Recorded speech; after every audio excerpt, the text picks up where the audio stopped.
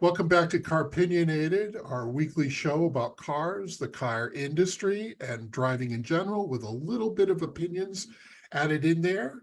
I'm Doug Stewart, the senior digital content producer at Fox 61 in Hartford. And joining us today is Jeff Buckles, who has been missed, and he's back. And he is the writer editor at WBBM in Chicago. And welcome back, Jeff. Thank you. And also Glenn Packman, a improv comedian and a car enthusiast and an all-around good guy. Both of you guys are all-around good guys. Thank you. So Glenn, we're actually going to start off with you have some automotive news. Yes, I do. Something like tangible, you know. We bought a new car for our household. Just as a little background to those of you out there who don't know, I have sort of an allergy to cars once they've aged past a certain point. I had such insane bad luck with used cars when I was a kid. I will never own a car into its elder years. Right now we have a BMW X1 at 2019, which has been a pretty good little car, I have to say. BMWs are fiercely expensive to fix. And as this car ages out, I can just see myself getting saddled with a lot of expensive repairs. So now that it's around 56,000 miles, we've started to look at maybe selling it within the year. Me being the car guy, I was on the internet just poking around to take a look at similarly sized cars because we have the diminutive garage space as to what would be a replacement car. And I happened to take a look at the Buick Encore GX, which is a very sharp little car, especially this year, because Buick has done an update physically on the outside to the GX, which really sort of sharpens the look. It makes it look like a Lexus. Yeah, it does actually. And they pulled in the design language sort of across the board, and now they have a whole series of really great looking little cars. I think this stems out of the fact that they have the new Invista, which is sort of their version of the Chevy Trax, but I would never compare those two because the Chevy Trax is just kind of, I don't know, sort of blobby in my estimation. And then the Invista is just so sharp for a car of its class. And they said, hey, we should pull this over into the GX. They did. Nice looking car. And while I'm looking at local inventory, I come across an amazing deal that the dealer is just giving us $2,900 off the list price. And Buick is offering $3,000 cash back on the Encore GX.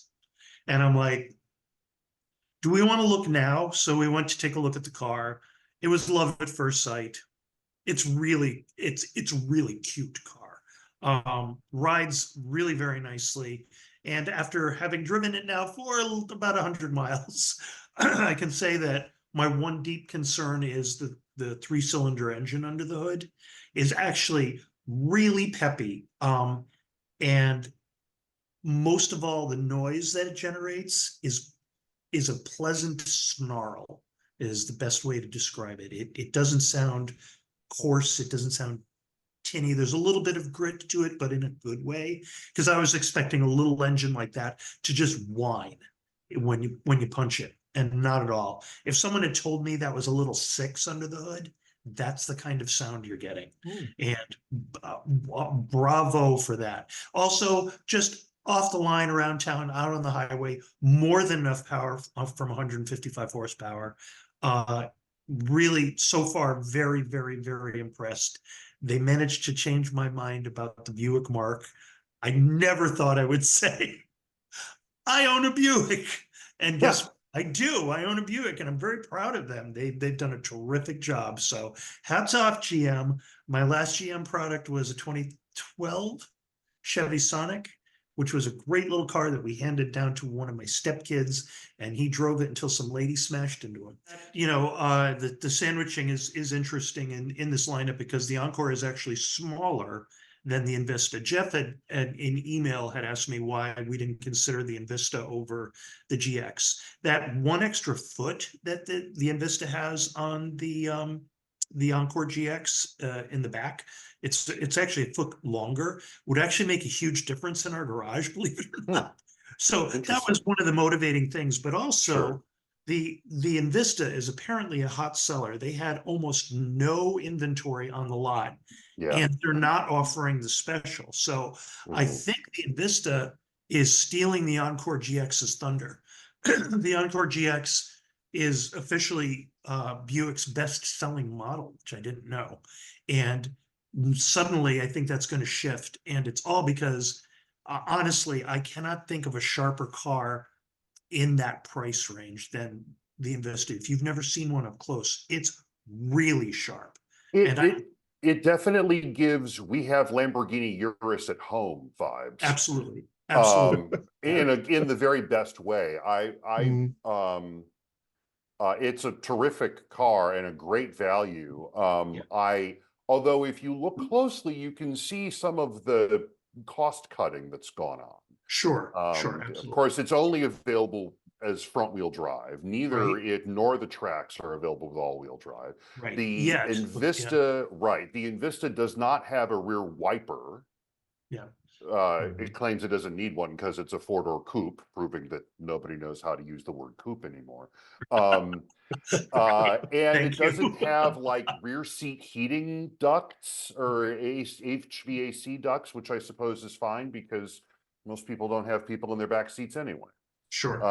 Exactly. So I mean, you see stuff around the edges that are like, oh, okay, Sure. this is built to a price, but it is sharp. It's really nice. Yeah, the design language is just beautiful. And yeah, you have a point there because Buick is supposed to be somewhere up market of Chevy, below market of Lexus or one of the, the luxury brands. And they do a good job sandwiching it. On our model, we got the Avenir trim level, which is the highest ranking. They just for those of you who don't know, our car comes in preferred, which is the base, ST or Sport Touring, which is in between, and then the Avenir. The reason we got the Avenir is because that car was the one that was discounted down. So essentially, we got the Avenir for the price of a preferred. It does have all-wheel drive. It's mated with a 9-speed automatic. My last 9-speed automatic was the horror show on my Chrysler 200. Perfectly good car, destroyed by a terrible transmission. Okay, just the worst. This car, no such problems at all. Really, it shifts with authority, which I like. It's not abrupt at all, but the car knows what gear it wants to be in. And with 9 speeds to choose from, that's a lot. So they've done a lot of, you can see they've done a lot of homework here. My only advice to GM, get with what Jeff's saying about bringing up the luxury level in the Invista, bring in the all-wheel drive, bring in the more powerful engine, bring in the 9-speed transmission, and away you go. So, but very impressed overall. I will say that the pictures are great. That color, that red is just beautiful. But yeah, it's a gorgeous color for the car. The blue that they offer on the car is also very flattering. The Encore, for a car of its size, rides really smoothly. It has a gorgeous ride.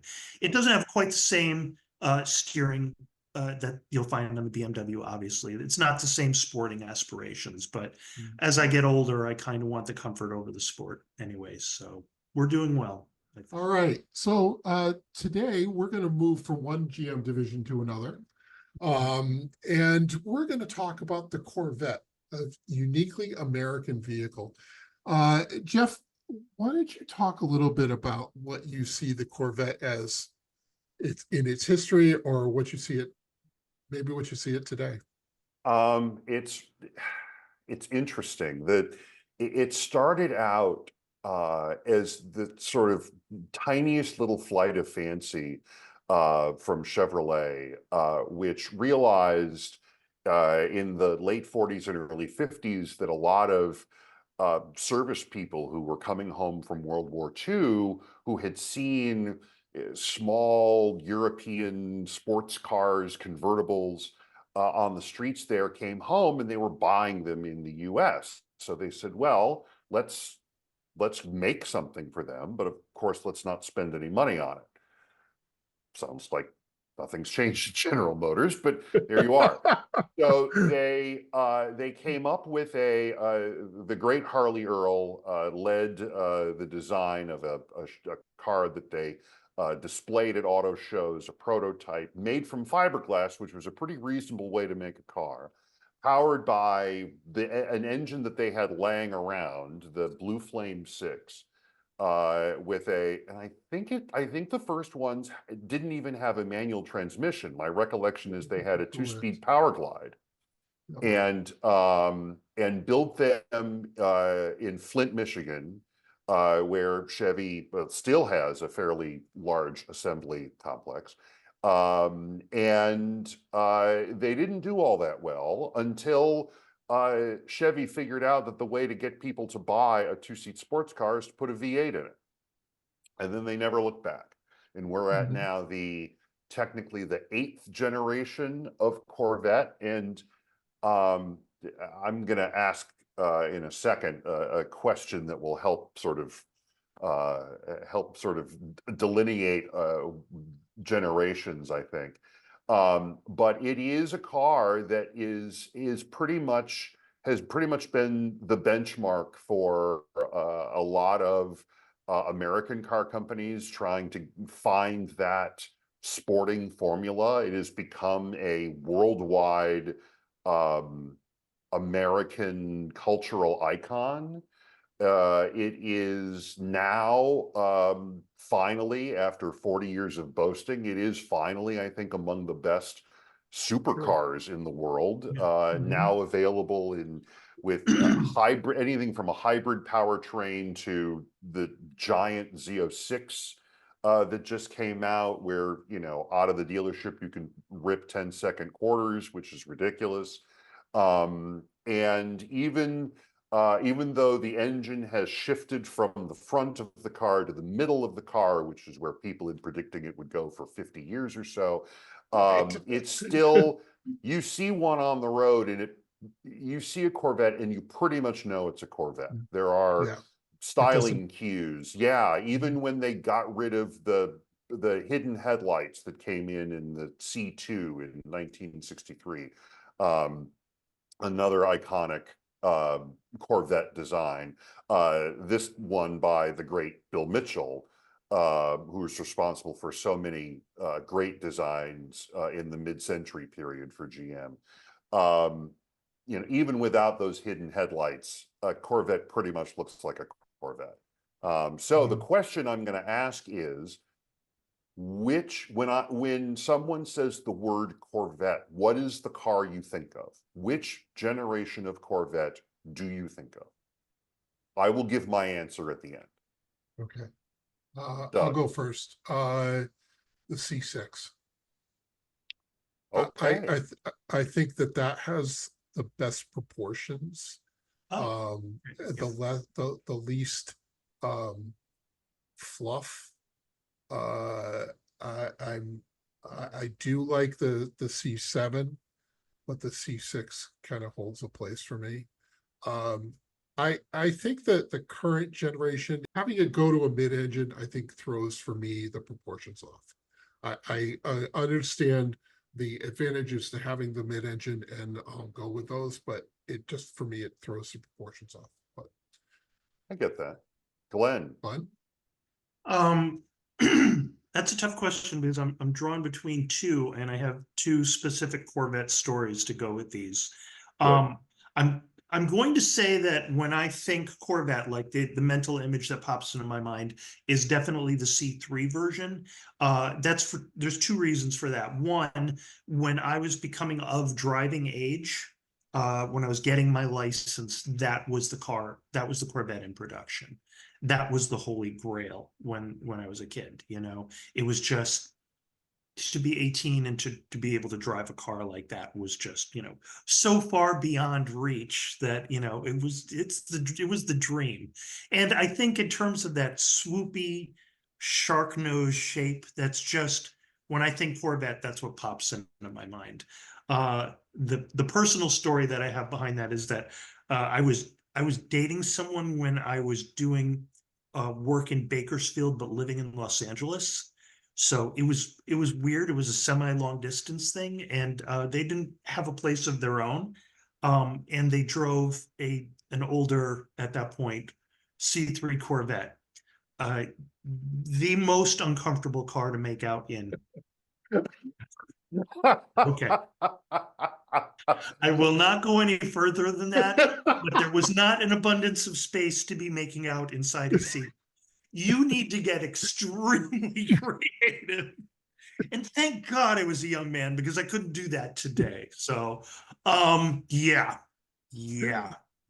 So if someone Hear that, says, parents? You want to keep your kids from making out in the car? Buy them a Corvette. there you go. Which, well, I don't know. But yeah, if somebody's like, hey, I got a bucket list item, I want to make out in a C3 Corvette in the middle of an oil field in Bakersfield. Yeah, I've done that. So, all right. We I just wish I could write like we that. tuned the radio to WTMI. Way too much information.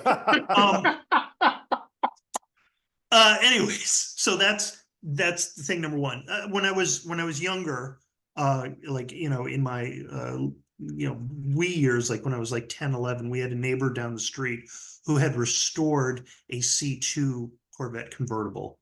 And it was just beautiful. He took it out once a year, and when he did, it was all the kids behaved like we did when the ice cream truck showed up. Everyone went screaming, Mr. Bryden is driving his Corvette, and we were all running outside to see the car, and he would deliberately drive down the street like 3 miles an hour, just not acknowledging any of us. But oh, this car was beautiful. That's the other one. Those are the two that obviously have the big emotional connection for me. I think that I read somewhere that whatever Corvette was out when you turned 15 is what you think a Corvette ought to look like. And let me just check years to make sure that would be absolutely true. That would be the C3. Thank you. Yeah. So as I may have mentioned on this podcast, I grew up in Flint, Michigan, sort of one of the cradles of GM at the time, and both of my grandparents were employees and retirees later of GM, and we had neighbors who worked for the company as well. When I was a kid, one particular neighbor, our next door neighbor on one side, was a plant foreman at Buick, and regularly went up to the drag strip up in Saginaw with a 67 Corvette that was like this great metal flake red paint that was just, it was gorgeous. It was really, really great car. And his wife's daily was a 73, a C3, the first year of the rubber front bumper, but the metal rear bumper. It was that kind of in between the 5 mile per hour rule. And it was green with a camel colored interior, and that thing was great. Yeah. My aunt, when I was 12, bought a silver anniversary C3, which I've always thought was especially handsome, with the kind of the light gray over silver two-tone with, in my opinion, the best interior option, oyster leather, which is perfect for a Detroit attorney with a 3-year-old, 4-year-old daughter. Why not buy a white leather interior in your car? And that thing was pretty sweet as well. Though I will say my preferred Corvette is the C4. Because when it came out in 1982-ish as an 84, because of course they skipped the 1983 model year, that car was the future. Yes. It was slicked back to nothing. They hadn't quite perfected the pizza cutter alloys. That would come a couple of years later. That dashboard looked like, some crazy Atari fantasy. And I am told, and I've never ridden in a C4, I'm told they ride terribly. I know that the first year was not well made, but I really don't care. Right. If I found a way to get probably an 87, then that would be the one I would get, with the old style dash, but the better engine, the end of the weird crossfire injection throttle body system that everybody hated on everything from Camaros and Firebirds up to the Vet. But that's the one I would get. That's, to me, when you say Corvette, that's the one I think of. Sure, Right. sure. And they're all iconic. They're all, you know, they're all iconic cars. So, and if I may sidebar for just 1 second, when I was at the dealership signing my paperwork, sitting right there next to us on the showroom floor was the latest model Corvette. They actually had 2 of them indoors, and what a beautiful car. But at 62 years old, I was thinking I would not want to get in and out of this thing. You need an elaborate system of pulleys and wires to get in and out of that car. Bill was saying he needs one of those chairs that lifts people and puts them into a swimming pool. Yeah. So not practical in any way, shape, or form, but so, I mean, I hear what you're saying about the switching the engine to the middle, but still so sculptural in a good way. I mean, the people who designed this just, it's a beautiful piece of machinery. It's no doubt. And honestly, every time I go to an auto show, and I've been covering the Chicago Auto Show now for years and covered NAIS before that, there's always a crowd around the Corvettes. And it's not just boomers in white New Balances and jorts. It's all people of all ages will still stop and look at a Corvette, just because it is, as Doug, you suggested. I mean, it really is an American original. There's nothing like it. It got hassled a little bit by the Viper back in the 90s and the aughts, but Stellantis doesn't know what end is up now, so that's not a thing. Ford's GT is great, but they don't make nearly enough of them, and they're incredibly expensive. The Corvette has always, while it has always been the most expensive Chevrolet, it has always, in the sports car firmament, particularly lately, it's a phenomenal value. Incredible value. Incredible value.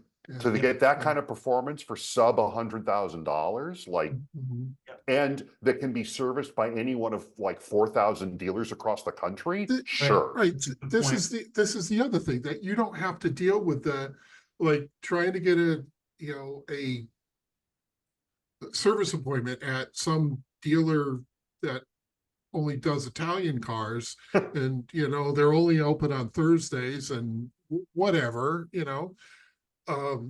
but to have this and be able to competently and reasonably compete with that. I think that somewhere in Ford they say the Mustang is the competition, and I don't think there are any. So I don't think in terms of performance, it certainly isn't, but in terms of its position as a lifestyle icon, I would argue that the Mustang is equal to the Corvette, if not slightly higher, mostly because of the lower price point and the fact that Mustangs have been available with right-hand drive now for, I don't know, 10 years, I think. They've been more available outside of the US. And were from the very beginning available in Europe, where they were called the T5, because somebody owned the trademark to Mustang and Ford couldn't call it that for some reason. Interesting. I have a quick question for both of you. When you were younger, do you remember it wasn't necessarily a board game, it was more like a card game called Dealer's Choice? Yes. Oh my gosh. You've You just remember? unlocked a foundational memory for me. Yay! I'm not the only one. We had this game, and for those of you who did not grow up this was like the 1970s, I'm going to say.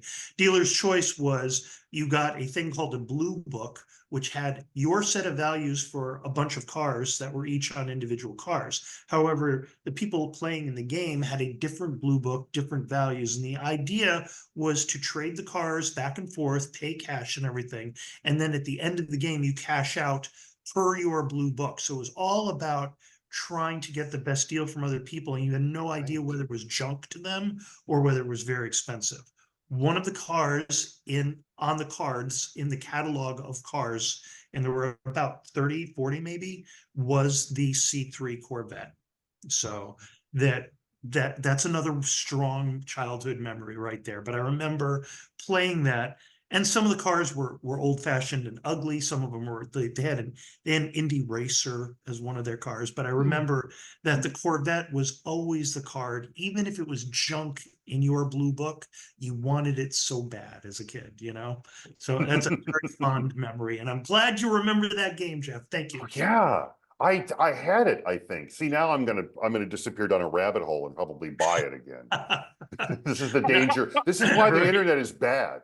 Right, right. Well, I do recall specifically that the high end of value for any of these cars back then was $12,000. That was the expensive car.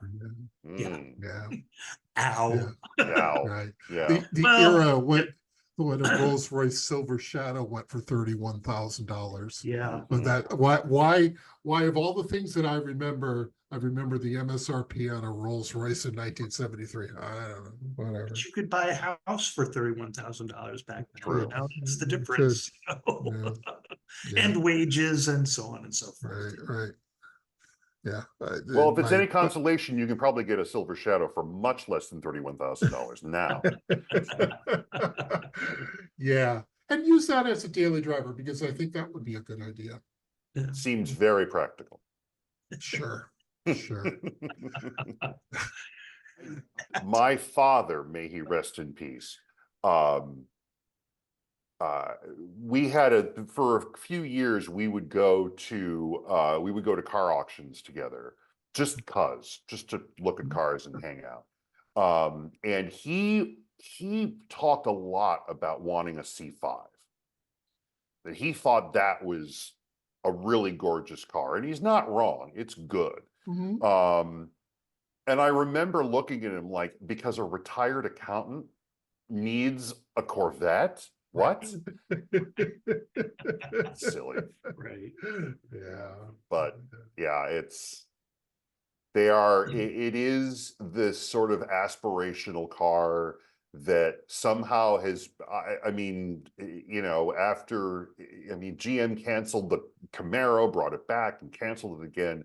They probably had any number of reasons to get rid of Corvette at some point along the line, like when it was, you know, Yeah. in the late 70s and early 80s, when it was pretty much a very cramped, very low Cadillac.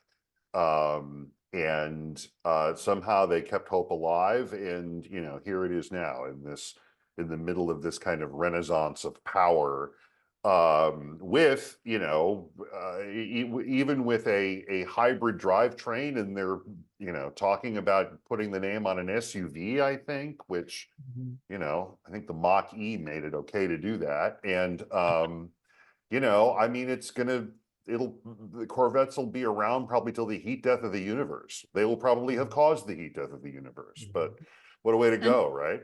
Right. And if you look at that progression, the Mustang is very similar. You know, there's the highs and the lows and everything in between, and it's still there. It's still there. For sure. Yeah. All right. On that note, we're going to bring this episode to an end. The housekeeping stuff. Find us on YouTube, the Fox 61 News page. Give us a like and subscribe. If you have a weird car, please send me, you know, a picture or two and a little bit of a description. with that, we will see you next time.